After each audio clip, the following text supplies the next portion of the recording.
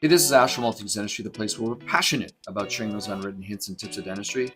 We're going to dive into this case, and it was diagnosed as actually an elective endo. If you can imagine it, somebody actually wanted a root canal to solve their cold sensitivity because they have a significant amount of gingival recession. They've had enough, especially being up in Canada where it's super cold all the time. The two main issues in this case is the calcification and the curvature on the mesiobuccal root because it is severe. No, I do not have a cone beam. So let's start off with the burr we're using. So tip number one, I'm using a long shank round burr. If you haven't seen my videos before, that's what I talk about, long shank burr. And the reason why I'm using a long shank is because now the head of the handpiece is out of the way, and I'm using a number 4 round long surgical burr. And the tip of the burr to where the shank changes is 7 millimeters. And we know from Deutsche Musikhand in their article that talks about from the mesiobuccal cusp to the roof of the pulp chamber, it's roughly 6 mils. So I'm actually using that measurement all the time in premolars and molars. And there we go. We're into the top of the roof of the pulp chamber. Now, if you're using a long shank burr and you've sunk it to about here, you're probably close to a perforation. So I would stop, take an x-ray, and see what's going on. So we popped into the roof of the pulp chamber. This case is severely calcified. So we need to plan our attack. Sometimes what I'll do, especially in retreats, I'm going to actually switch to a number 2 long surgical round burr. It's a little bit smaller. It's a 1 millimeter diameter, just to kind of tease out. It gives you way more, if we call, wiggle room when you're close to delicate structures.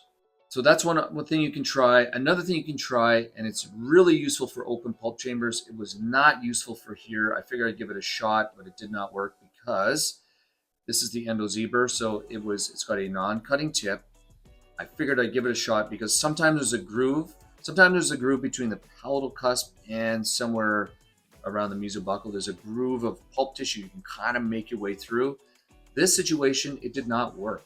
But what am I doing here? I'm actually reducing the cusp tips just a little bit, just to get a stable reference point place where my rubber stop. And you can see it's flat right here. So one of the most frustrating things in endo is trying to keep a stable working reference point on inclined planes. Really difficult. So if you have the opportunity, flatten those cusps just a little bit. So then what we're looking at here is we're into the pulp chamber, but everything, like you can see, looks yellow, except for the red. So it's kind of like, okay, what do we do now? What I'm going to do, one of my useful burrs, the Muntz burr. And the reason why it's useful is that we're spinning this at roughly 10,000 RPM. And this is a difficult thing to do. It takes a lot of practice. If you have extracted teeth, work on calcified. If you're going to work on extracted teeth, take an x-ray first. Get your hands on some Muntz burrs or some endo tracer burrs, and then slowly do this. What's happening here is the beauty of the Muntz burr is that the shank is the head of the handpiece is miles out. Now that's a problem when the patient can't open very wide, but this is the first molar, so you've got a bit of space, and I'm slowly removing some of that calcification. Now what you're seeing here is, and the beauty of extracted teeth is if they're fresh enough, you'll maybe have a little bit of pulp tissue there. It's soft. The pulp tissue is soft, so it uses a lot of tactile sensation, to be honest.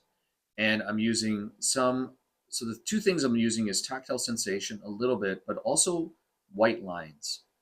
Now, you might call me crazy. What are you talking about, Ash? White lines? Are you in art class? No, we're not in art class. What it is actually dentin debris gets picked up into these little grooves wherever there might be some pulp chamber or an orifice, even better. So I'm slowly brushing, making my way. I'm sorry if it's out of focus. I'm going to leave it out of focus just so you can kind of see. It's a slow, light brushing technique. In these cases, especially maxillary molars and mandibular molars, when you aim your access, aim for the biggest orifice. And the biggest orifice is usually the palate or the distal canal. So we aim for those types of things, and it makes life so much easier. Let's go back here for a second. Look at this beautiful white line. This tells me what this is we've got a few things here. So we've got the roof of the pulp chamber. We've got calcification here. See that golden amount? See that golden color? And then we have some white debris that is in kind of a groove of pulp tissue. And you can see on the radiograph here where that little groove probably is. If you're having a hard time figuring out what's going on, you can use water to change the color of the pulp chamber. I talk about that frequently, especially in these cases, is using the difference between wet and dry. That's significant. Actually, between wet and dry, especially during retreats or removing composite, that's really helpful, wet and dry, because things light up differently when they're either wet or dry. Wet or dry. I was on a podcast with my friends Zach and Kevin, and we were talking about doing, one-step molars. This is not a one-step molar because you need to take your time to fiddle around to make sure that we're not, it just takes time to get into these teeth. So this is not if you're planning one day you wake up like I'm going to plan a one visit endo molar. This is not the case to do that at all. So what we have here is we've got some pulp. Let's stop here. We've got some pulp tissue. We've got, where the pulp chamber is. We still have calcification. And what I wanted to do with this case is try out these Action kind of serrated ultrasonic tips. Now, in terms of efficiency, they're not bad. They're like kind of a 5 out of 10. 10 being like a diamond tip. Those are really pretty efficient. These are kind of moderate, and then typically inefficient but great for beginners is a smooth. What I like about these is that they're robust. Unfortunately, when ultrasonic tips, they're expensive and they drop onto the floor with the handpiece, they bend and break, and that's it. I've dropped these a few times and they don't break. So actually pretty good. So the previous one was a thicker diameter, and then this is a skinnier diameter. What I'm trying to do is literally trough. I'm troughing just like my Munzber, back and forth. Got to be careful with heat generation and just troughing a little bit around. And what I'm looking for, honestly, is the distal buccal orifice. When I'm trying to look for orifices, I'm going to pattern the position of the orifices, especially the angulation, relative to where the cusp tips are. Now, definitely calcifications may move the orifices a little bit. You can see this is a little bit more mesial potentially, I'm not sure. But in terms of the overall layout, here's MB1, here's distal buccal. You can see that's the angle, and that really kind of parallels almost the angulation of the cusp tip. So that's a really helpful tip. And especially in maxillary second molars, the cusp tip may be over here. Your distal buccal may be actually a little more constricted. So we've got our MB1, we've got our distal buccal, and there's our palate. So we're not really looking for MB2 right now. So because this is a pulpectomy, what we're going to do is I'm going to access into the palatal canal first to get rid of most of that pulp tissue because it's the largest. And it seems, put it in the comments below if you agree with this, or if this has been your experience. How about that? When I deal with palatal canals and I wait until closer to the end of the time that my anesthesia is going to wear off, it starts to become painful for the patient. So what I tend to do is to remove all the pulp tissue in that palatal canal as quick as possible, and then I can work on the buccal canals. What I'm doing here is I'm just opening up the coronal 2/3 with my Waveland Gold. And because it's a pulpectomy, focus on the main canals during a pulpectomy. If you're watching this channel, most of you are maybe doing some molars in one step. Obviously, this one's in two. Focus on not looking for the most difficult things possible. Focus on the easy things during your pulpectomy. So what are those? The three main canals. I can tell you the easiest one typically, not always, is the palatal canal. In this case, the palatal canal is easy to find, and then mesiobuccal 1 and mesiobuccal 2. Now, the one hiccup with this tooth that I experienced was that it actually was 24.5 millimeters long. And the palatal canal from the PA appeared to be into the sinus. So I'll be honest, I thought I was having, over many thousands of cases, I thought I was having issues with my working length. So I actually did take a periapical radiograph with a file in it. And that's one of the few times that I will, is that when I'm having a hard time getting a solid reading on with my apex locator. So what I'm doing here is I'm just getting a working length with my number 1025 file, but you can see we're running into issues because it's so long. This canal is so long. Let me just go ahead and hear what's happening here. Certainly, we could get a 31 millimeter 10 file out just to get a longer length. But I wanted to include this in here because it shows real life and kind of what's happening. I don't have a cone beam, and certainly that would have sped this case up significantly. I would have already pre-measured the lengths of all the canals. So you can see what's happening here is I'm not getting a solid reading. If you could hear that, the apex locator is beeping at the bottom of the canal, and then as I pull the canal file out, it's beeping as well. Is that got to do with, the question you may have is, does it have something to do with the amalgam? Typically, no. If it has something to do with the amalgam, it's going to be screaming 4 red bars right away. So I kind of was, in this situation, now I remember it, it was like, I'm not getting a solid working length with my palatal canal. Rather than force my file into the sinus and then potentially have a sodium epichlorite accident, what we're going to do is let's try to get a working length on my distal buccal canal, and that gives me it gives me an estimate for my palatal canal. So I was getting the same issue with my distal buccal, and I started with a number 6 file on the distal buccal because sometimes those are really curvy. Okay, so now you're probably wondering, what on earth are you doing now? Well, what I find is that sometimes when I'm having a difficult time with my apex locator, if I dry just even the pulp chamber, yes, that has something to do maybe with the amalgam restorations, but also it may have to do with leakage. And also the other issue I have is that when I have teeth that are located close to the sinus or in the sinus, my apex locator just does not read very well. And I want to make sure, just from my experience of having over-instrumented cases before, I want to make for damn sure that I have a very solid working length. So as you can see, as I pull the apex locator out, I'm not getting a solid reading. So what I elected to do now was to use a 31 millimeter file on my distal buccal. So there, now I'm getting a reading, but it's not really that solid.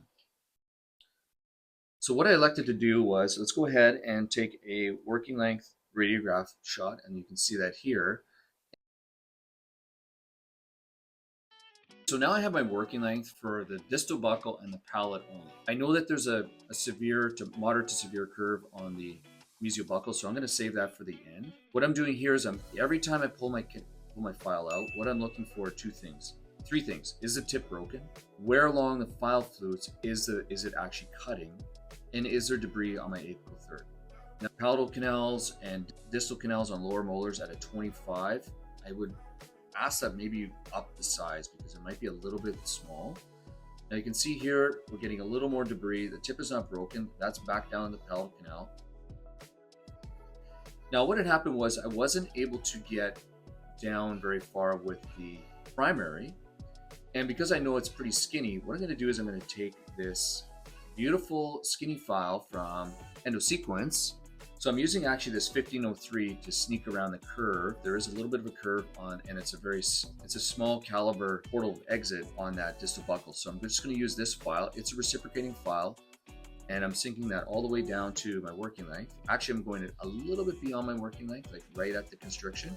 And I take that file out. I'm looking to see, again, a few things that I'm looking for. Where is the debris? Is the tip broken? And is there debris on my apical flutes? We've got a little bit of hemorrhage, so it looks like we've got a little bit of pulp tissue down there. Lots of irrigation, tons of irrigation. So I'm leaving that in here. It's going to be a bit of a longer video. The real key to a successful pulpectomy is making sure that all the pulp is gone. That's the thing, not just to a 15 file, because when I was brand new, I was taught that was called a stabectomy. We're still tackling the distal buccal canal and also the palate. So I'm using now the 2007. Again, we're checking for debris. Debris not broken. Oh, we still have some irrigant down the canal. And the irrigant's really important, especially at all times. The irrigant's acting like a few things. 1, it's killing bacteria. 2, it's breaking down vital tissue, but more importantly during the shaping phase, and it acts as lubricant. So what I'm looking for here, especially with these canals and my 2007, is there debris in my apical fluids? That tells me a couple things. I'm still in the canal cutting. That's important. I haven't over-instrumented. 2, we've got a small canal. And this is the second pass. We're still getting debris. So we're making sure that we're having patency all the way through in this case. And I'm taking this file to about 24.5 millimeters. Okay, so now we know we've shaped the apical third. We don't have a lot of debris on our flutes, so we're good. Now, if you're asking me, if you're wondering like what's going on with the rubber stop, I'm actually dividing the rubber stop in half and using that as my reference point. I know that these rubber stops are 1.5 millimeters thick, so I'm using half of it. So I'm going to roughly 24.5 millimeters. All right, so here we are. Let's go ahead and see what goes on here. So we're going to clean and finish cleaning and shaping. Remember, this is pulpectomy stage. We're going to clean and shape the palatal canal. So what I'm doing here is I'm brushing the sides of the palatal canal, make sure I have all that tissue out of there as much as possible. I'm going to run it back to length. I might take this to a 3506, I'm not sure. This canal, I think, ends when I finish it for real, ends at 4505. And I'm running this down the distal buccal canal. Go there. We still have some debris, so we're good. And there's still irrigant in the pulp chamber, so we're good. We're gonna run that down to length. A little bit of debris, a little bit of pulp tissue here. That's good. Let's go see what happens. More irrigation. So what we did was we really focused on the two easier canals. Oh, I'm gonna take this to a 35. Okay, all the way down. Boom. And down the palate, all the way down. Focus on the simplest canals. Get those out of the way so you don't burn out and by tackling that mesial buccal. So we know that the mesial buccal has a moderate to severe curve. Now we're going to tackle that. Interesting is that the patient still felt a little bit of cold sensitivity after we finished the pulpectomy. And what that tells me is there's still for certain an MB2 because I did not tackle the MB2. Totally normal. So now what we're going to do is we're going to tackle that mesial buccal root. It's going to be very similar. So you can see now we're getting towards that curve. Let's just take a look here. There's a couple of subtle things in that file. So we're going to pull that out and take a look. There's the debris there, and I'm going to actually stop my shaping. So I'm not going to force that file around that curve. I'm going to take some small hand files here. Sometimes it's really useful to use cotton forceps to get your files in, especially on second molars. Way easier. We're going to start with a slightly curved number 6 file, and in my experience, usually these types of files in these cases, especially like a consistent curve, not like a bifurcation, the files can go down to length pretty simple.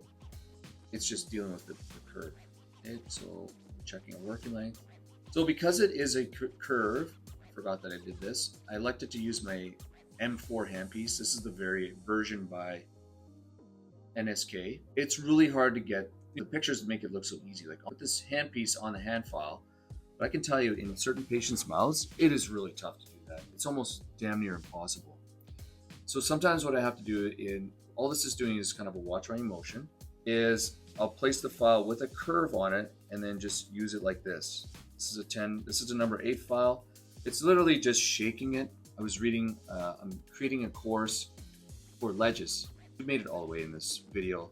I can tell you the secret. I'm making a new course. I have a few courses out. We've got our allthingsendo.ca course. We've got all things retreats course if you want to do more advanced techniques. And I'm just creating a course on ledges. And I was reading some literature just about ledges. And the funny word that they use in this one article is twiddling.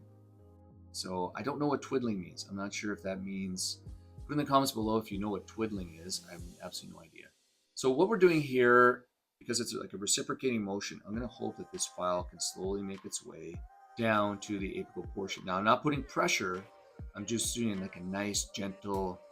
Imagine yourself getting your hair washed, and it's like a nice, gentle scrub. That's kind of what I'm doing here, that kind of force. Nice and gentle.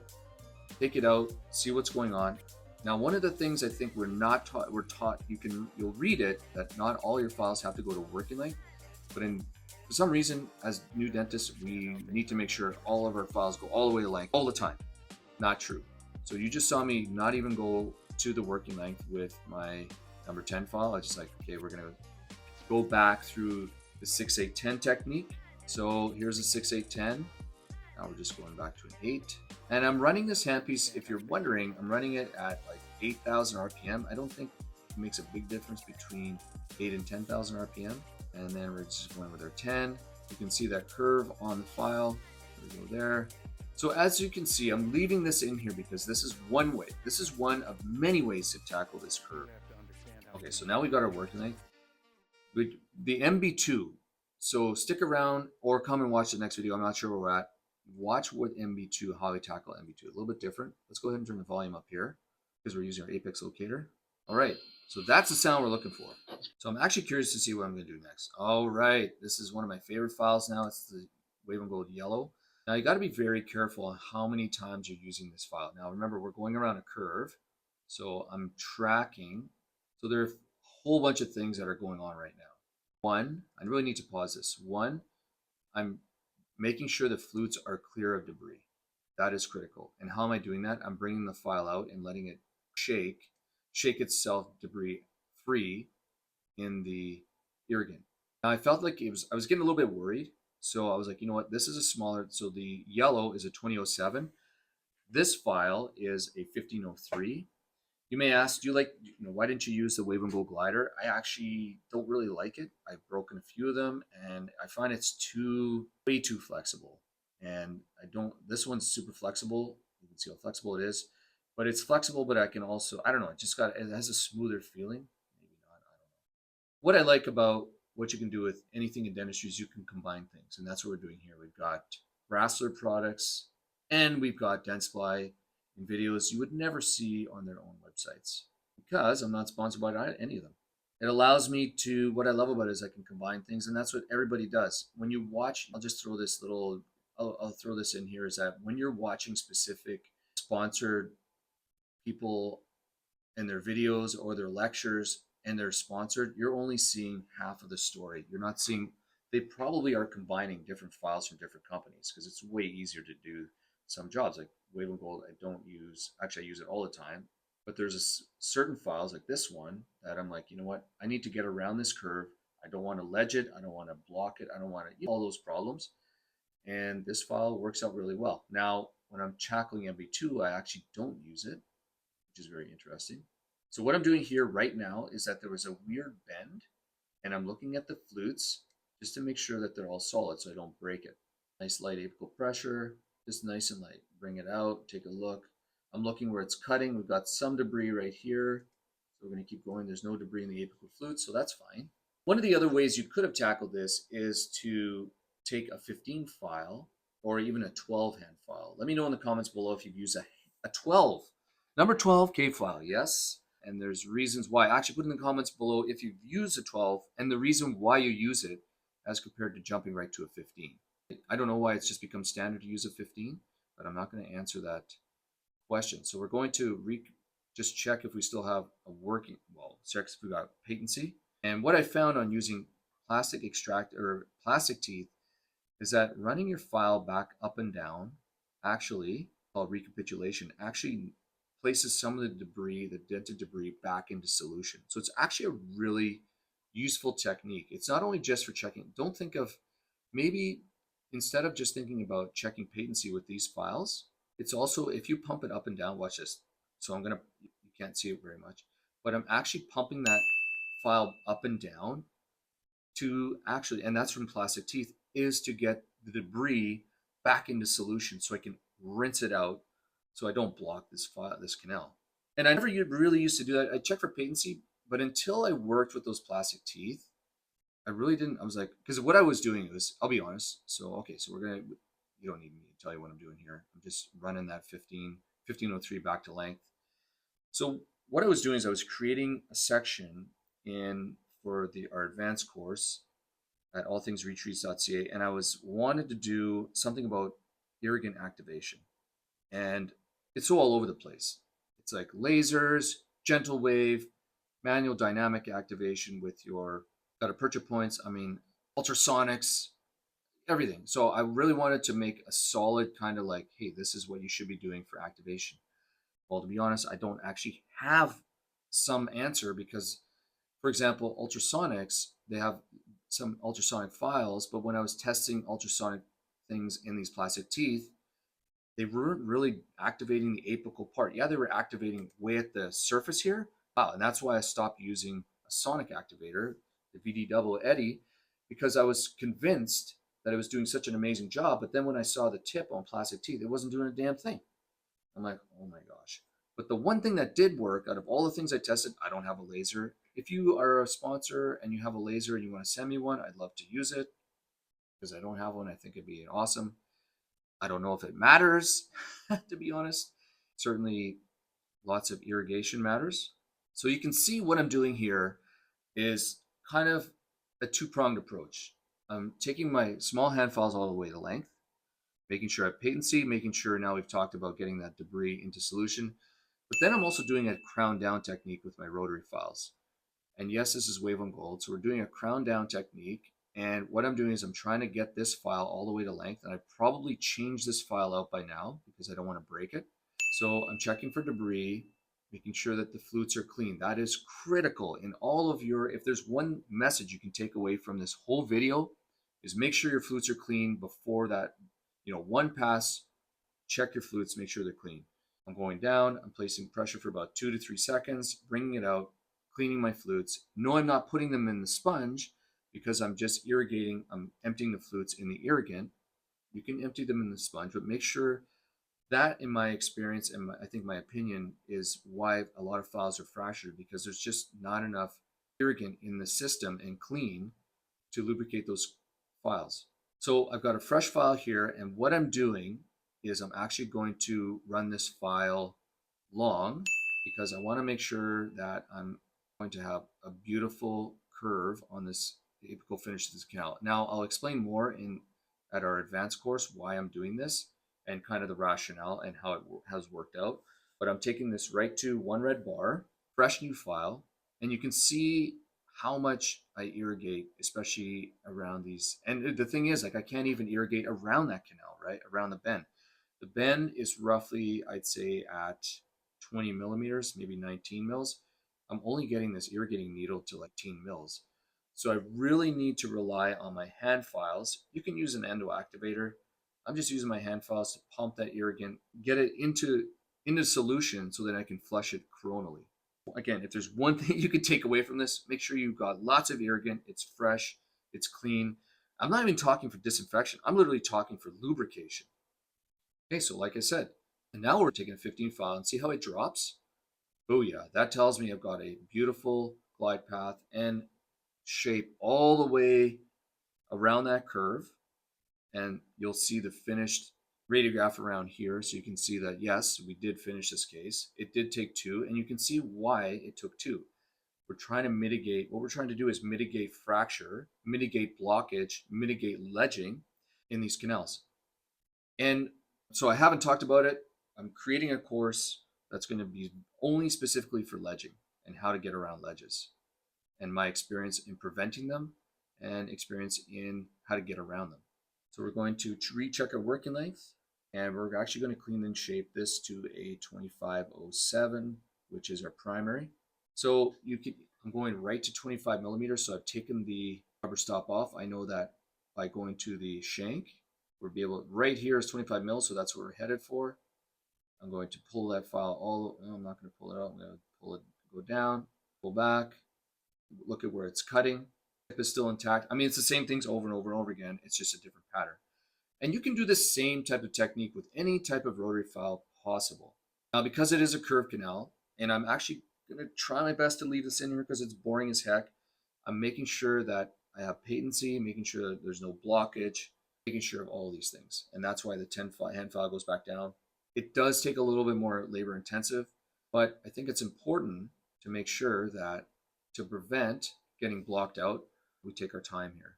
So we're taking this file, making our all the way down to length, the eConnect S, and I've probably done about 4,000 or 5,000 root canals with it in the past few years. And I'll be honest, I'm not trying to blow smoke here. I'm buying another tip. That's why the whole conversation was that if you're curious, the handpiece comes with one tip. They probably all do, one contra angle head. If you're buying a handpiece, think about not just the first upfront cost, but think about getting two of these contra angle heads. Typically they come with one, and if you're going to be doing back-to-back endos or whatnot, it can be a little bit challenging with regards to reprocessing, sterilizing this and trying to get it ready for the next patient. So we're taking this all the way down to our working length, and now our flutes are clean. Got a little bit of debris here, not fractured. So let's see if we finish this case up. I think I'm happy with that. I would be happy today. I'll take it one more time. Because it's reciprocating and it seems to, in my experience, maintain the centering of the canal, I'm not too worried. Yes, reciprocation pushes debris apically. That is one of the problems with it, and it's not an efficient cut, but it does keep the shape of the canal really well. I'm very happy with it, especially with, so lots of irrigation.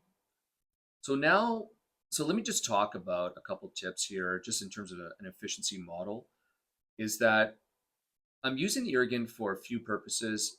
We talked about it for lubricating, and now what we're going to do, we're now into like a disinfection and vital tissue breakdown stage.